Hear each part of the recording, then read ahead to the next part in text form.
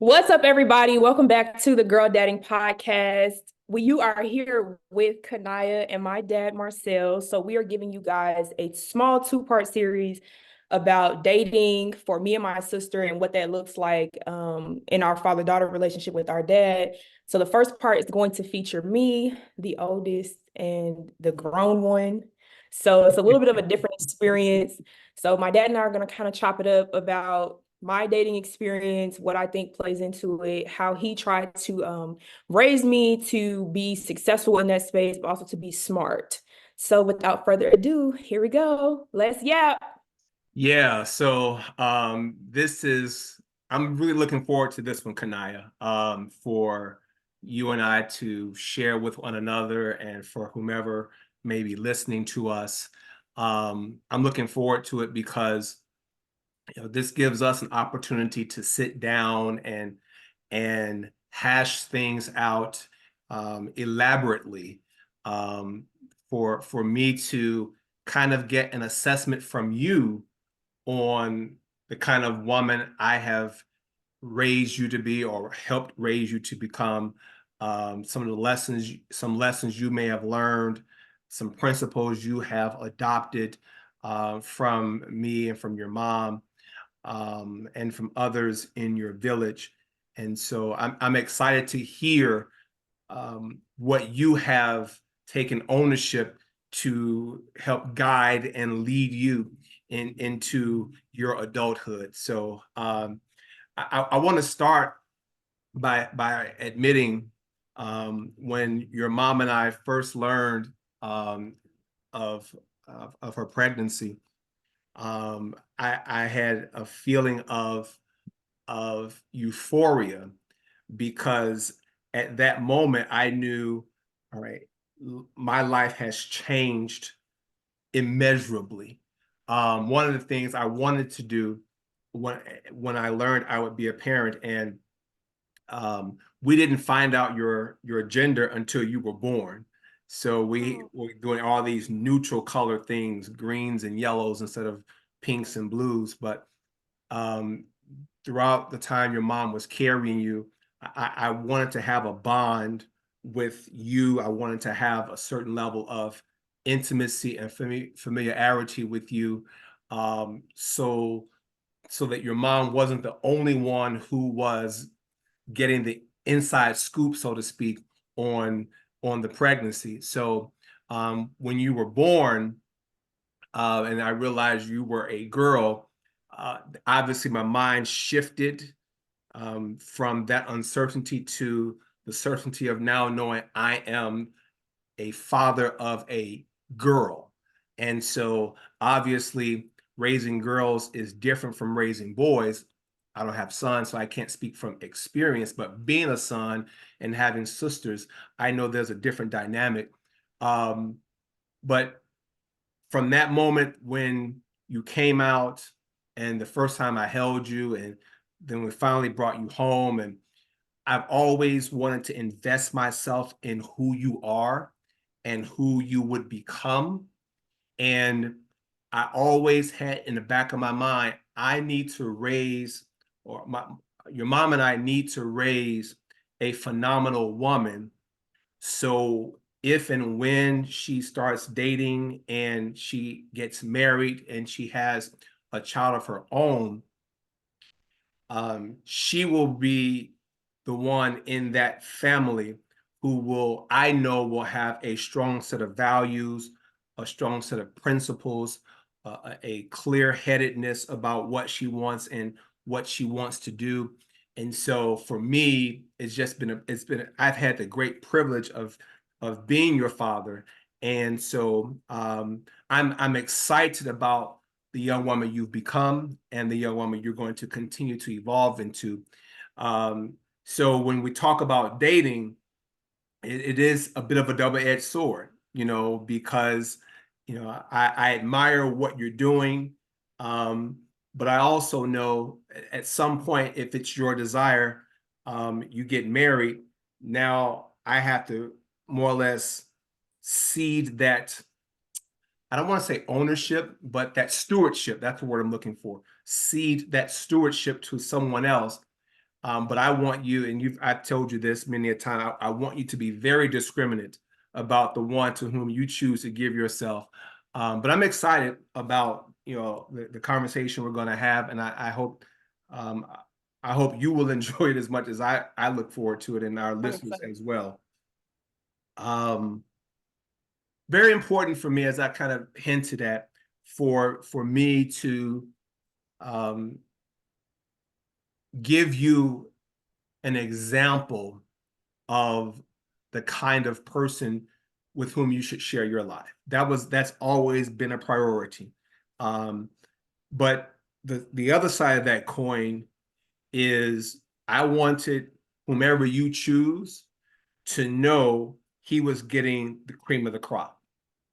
I didn't want him to think or to suspect he was getting someone who could not pull her own weight, who was incapable of taking care of herself. I did not want him to feel he was getting someone who would be an anchor to weigh him down.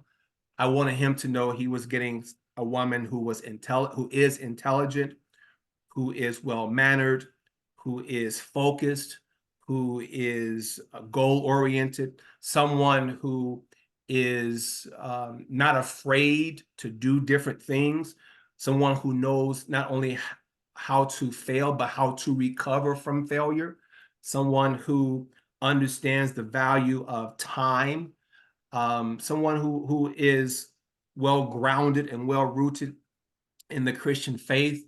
So those were things I wanted to be sure my daughters have. And so with you being the firstborn, I wanted to pour all of that into you.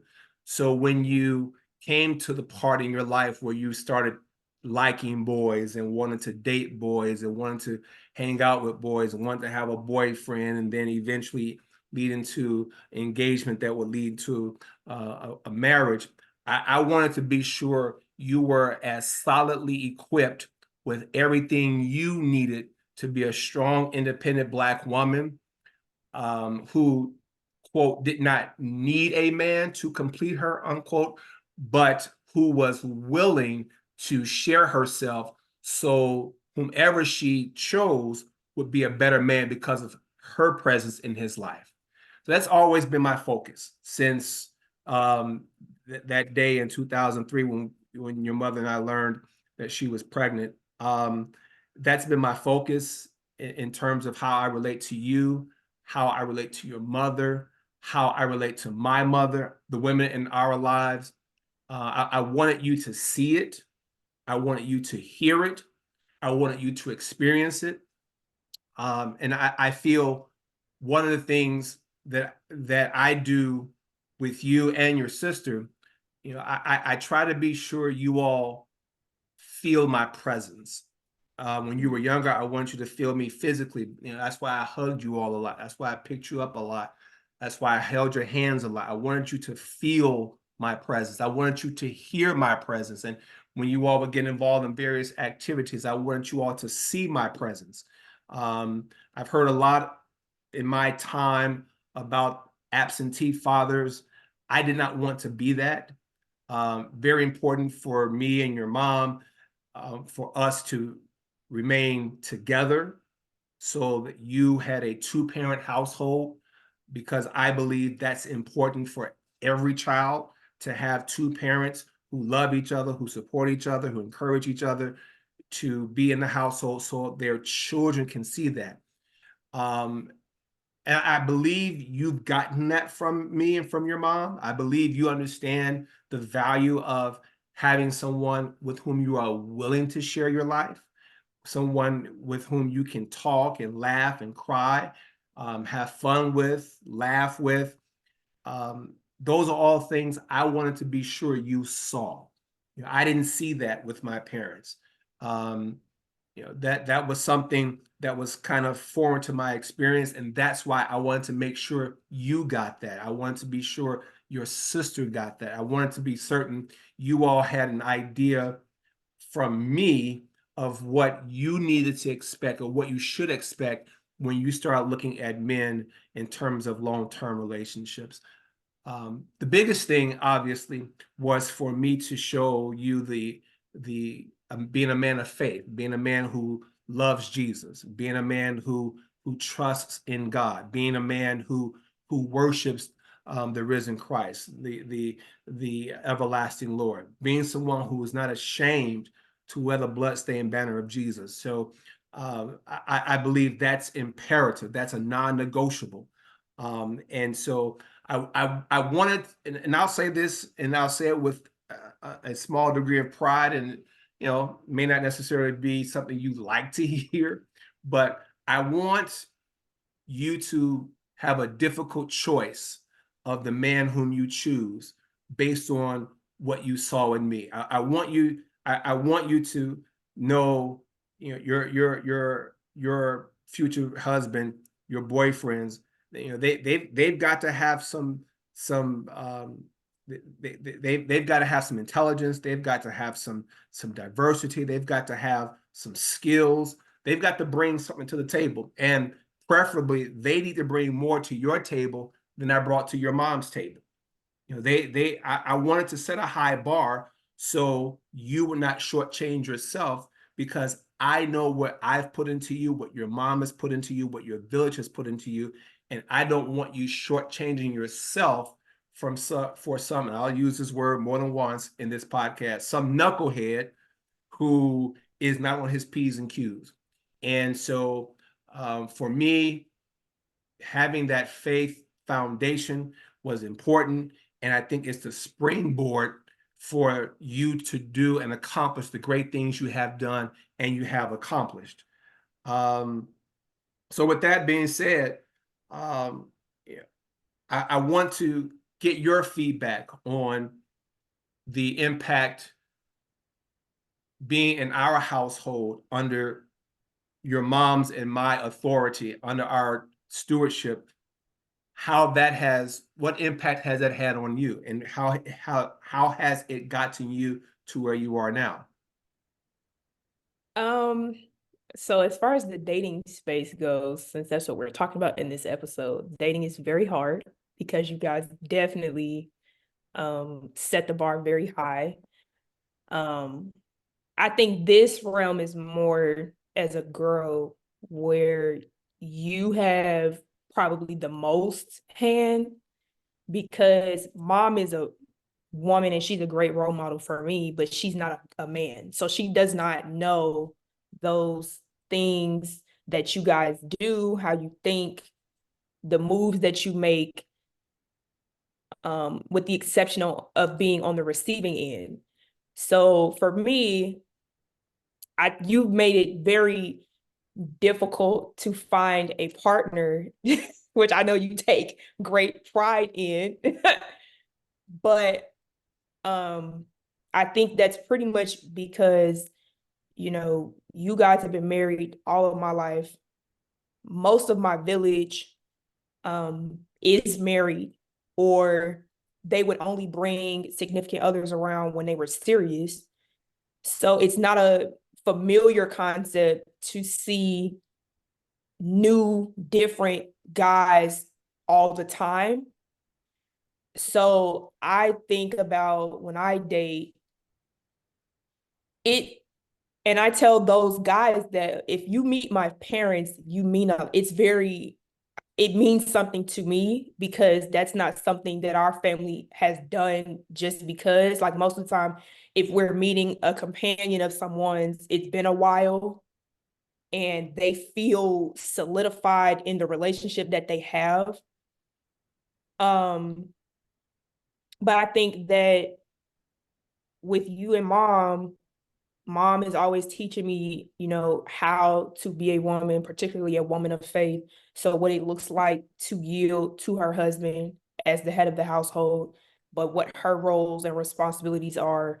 And me and my mom, we talk about various other things when it comes to guys, but with you, it was more so this is how you should be being treated, what they should be bringing to the table.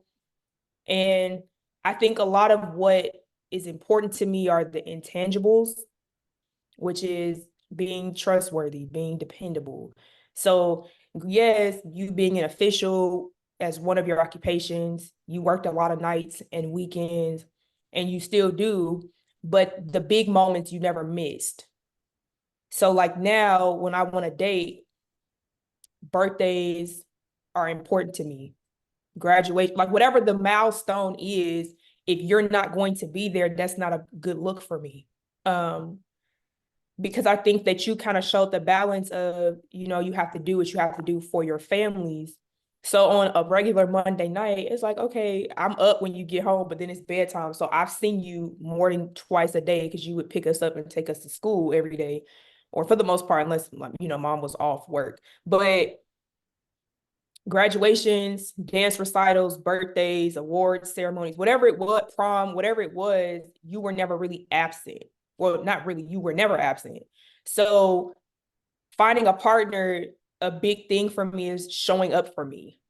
Um, you are a man of your word. There's very little that you say that you don't do, barring extreme circumstances, of course, or changes that have to be made. But I don't ever doubt when you say, I'll be there, I'll do this, that's going to happen. That's important to me in finding a partner. Um, so dating has been an uphill battle because I feel like sometimes I'm kind of the odd man out because there's so many experiences that I don't have, that my friends may have had or that peers have had, and I'm just like I don't have any of that, so I don't really know what to say here. Yeah, I realize, and we've shared over the years, dating in this modern era is far different than it was when I was your age. Um, it seems the pool of candidates, I'll use that term, for Man. you seems to be smaller than for women who were your age when I was your age.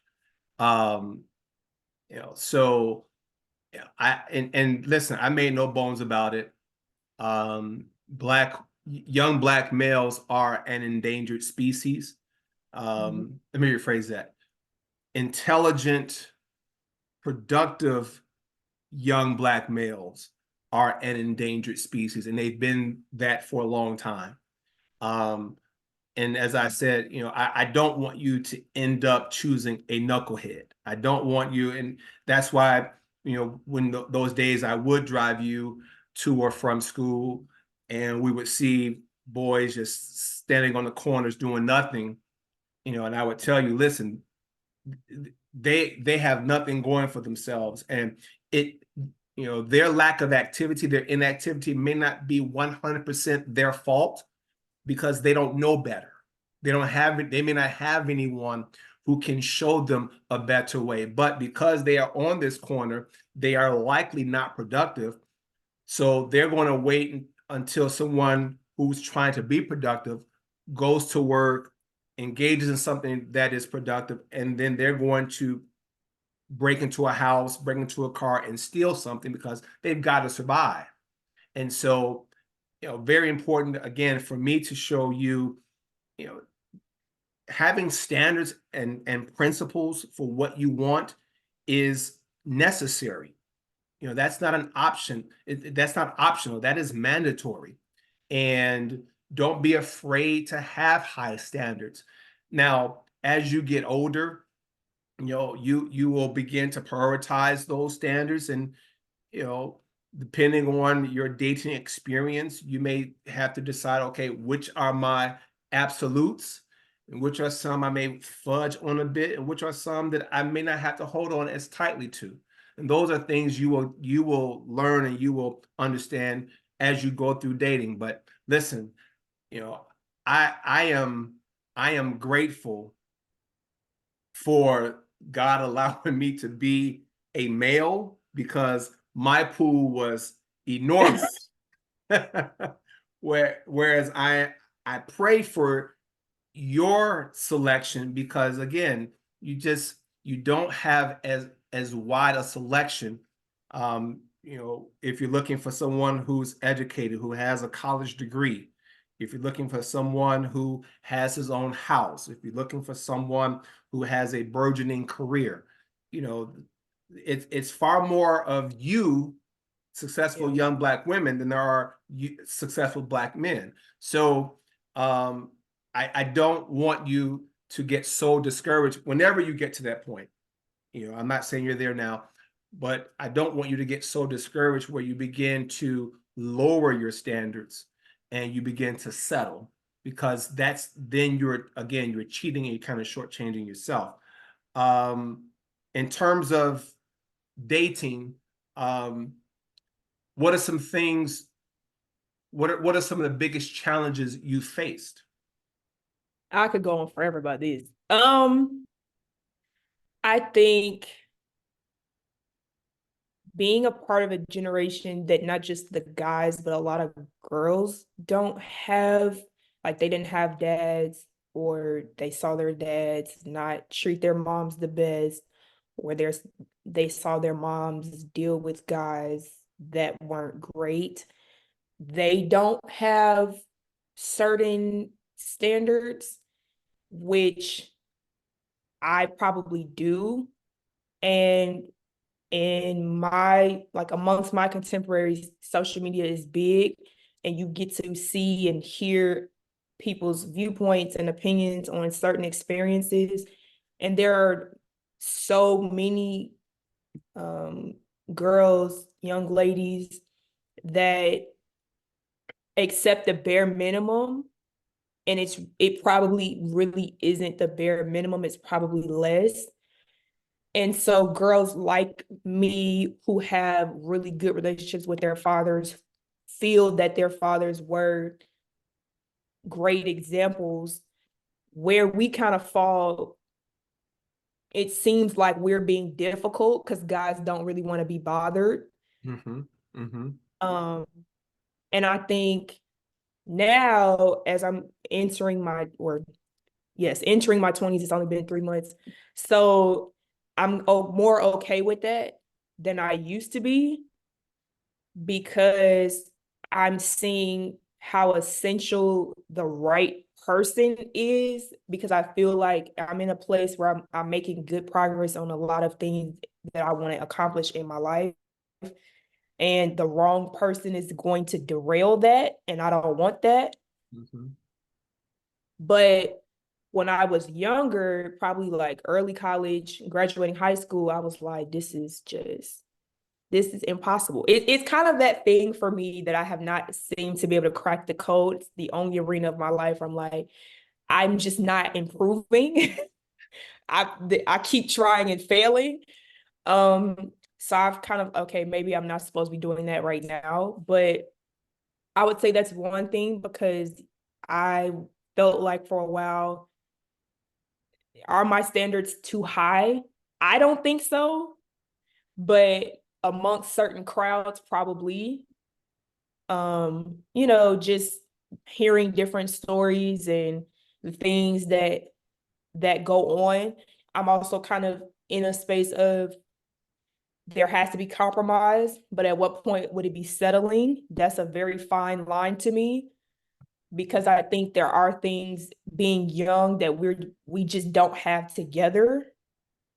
But I also think there are other things that it's like, yeah, but I don't want to deal with that, and that's okay.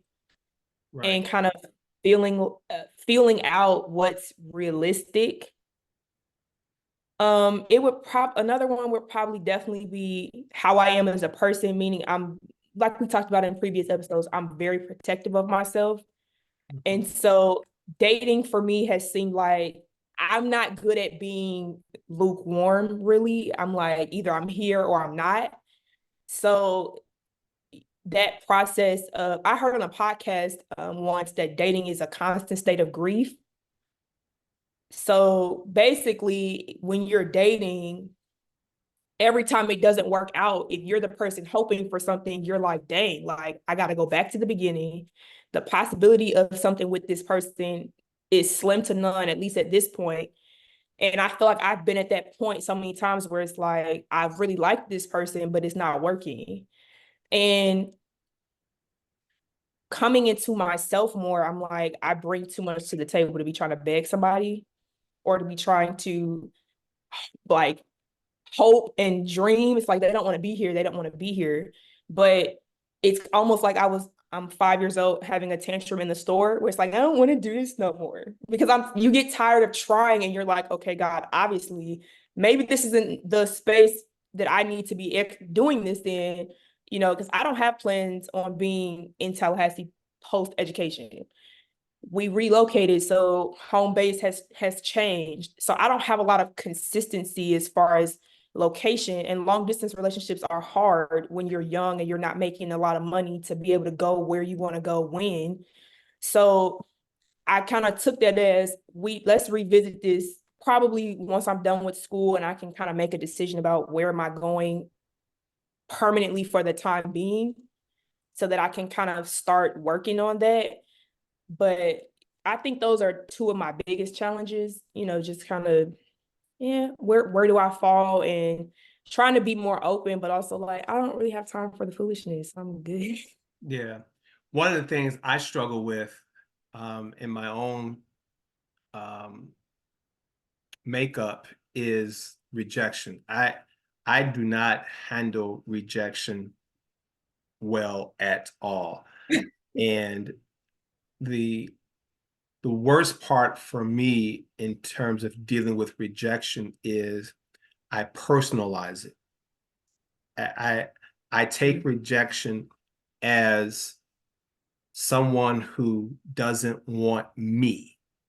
It's not a matter of someone may be better, someone may be more equipped or better equipped, someone may have more experience. And obviously, I'm not at this stage of my life, I'm not talking about dating. But when Right. I was dating before I got married, um, you know, I would, and it was whether it was dating, whether it was job searching, whether it was applying to schools or programs. Whenever I faced rejection, I did not handle it well. What is your relationship, for lack of a better term, and no pun intended, with rejection? So I think, but this is, I think, me all around. Professionally is different than personally because I separate my professional relationships from my personal relationships. Because I think that when I'm at work, we're all here for a common goal, or at school, we're all here for a common goal to pass this class or to make this check and help the company achieve the goal attached to whatever project it is. We can work together without there being a personal relationship, meaning I could see you in the office or in the classroom, but we not having lunch on the weekend. Dating is a personal arena, Mhm. which is a much different space for me. And so I think rejection now in my professional life is easier to deal with. Because I think I've kind of had more experience with, like, you're not going to get all the things that you want, but something that is much better will always come along. I've learned that the Lord always has something else if he says no. My personal life, my dating life, that's different because I think when I was a little girl, I was like 12 probably. When I skipped a grade, the guys were not very welcoming to me. The girls were. And so it kind of, and they would make little snide comments. I mean, we're kids, so this is the things that happens. But I think I started to feel like I'm just being myself and they don't like me. So it kind of put me in a space where it was like, okay, maybe I'm not good enough. I had to really, it took me a long time. And it is still a journey, but I had to grow through that and understand. I mean, we were young, and sometimes people are just going to feel that way. That doesn't mean it's the truth. Um, so the rejection in the dating arena is personal to me. It's like, no, you don't want me. But I think it's also been kind of the convolutedness of how it happens. I would, when you pick up on things and you're like, hey, I kind of noticed this, and they kind of dance around it instead of just being upfront. But that really is the reality. Those things frustrate me because it's like, at least have the respect to just, you know, it's this, and this. It's no reason to act like it's not because I brought it up. Just kind of, there's a way to go about it. And I think I haven't had the best experience with how people have gone about it, which that to me adds something because how you cut the ties to me is a sign of the respect that's there. Mhm. And if it's not done properly, that makes me question, do you respect my feelings? That's an issue because my feelings are very important to me. And I think that's why in the dating space, because guys will say, well, you always look mean. And I do. It is a natural thing. Like, I think you and I have that. We always just look like, why? Which I think is funny, but it's also, I take pride in it a little bit. Like, the right guy will still approach. And if I feel like he's worth my time, I will, engage. And I think that also comes from living alone now. Well, let's back up a little bit.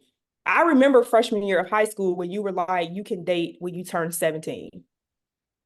I don't know if you remember that. We were at the dining room table. I remember that. I think I meant, and I think I said, but if I didn't say, I'm sure I meant it. You can go out by yourself. Yes, but you said date with a chaperone at 16, Right, but we right, couldn't get any younger.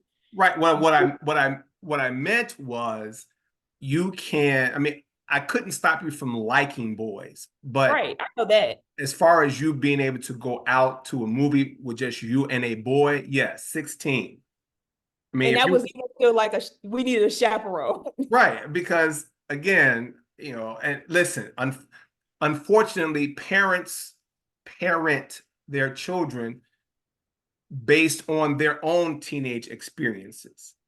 And so a lot of the warnings and the admonitions that I gave you were based on some of the things that I saw, some of the things I did when I was in high school and in college. So I wanted to be sure you walked into things as best prepared as I could help you to become, but also with your eyes wide open.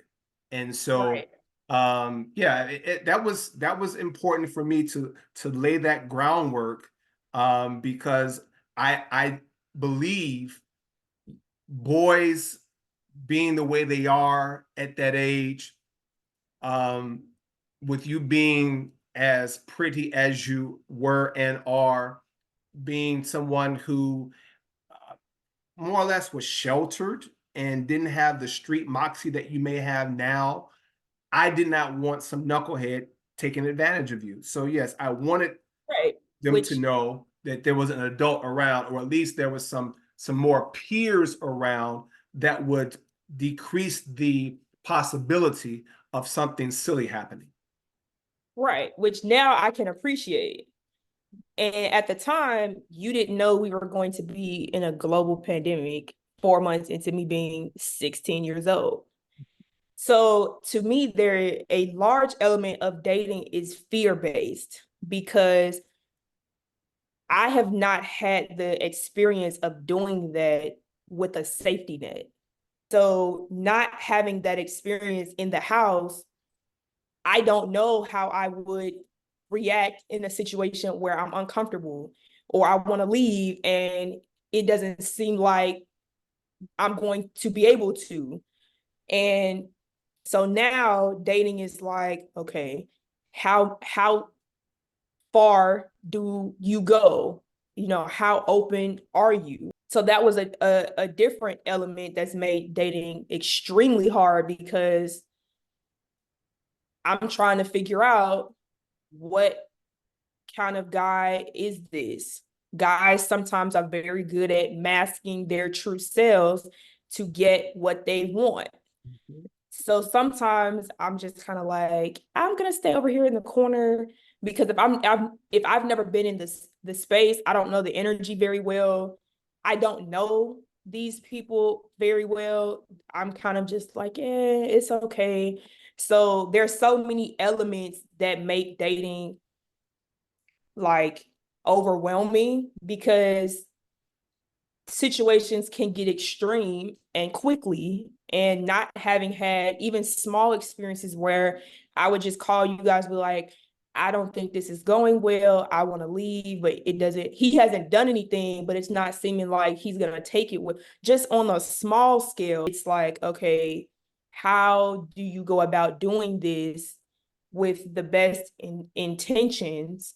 Because we hear so much now about situations getting violent because girls don't, or women don't want to engage. And I feel like that is our right. And I think it makes it very muddy waters to try to navigate.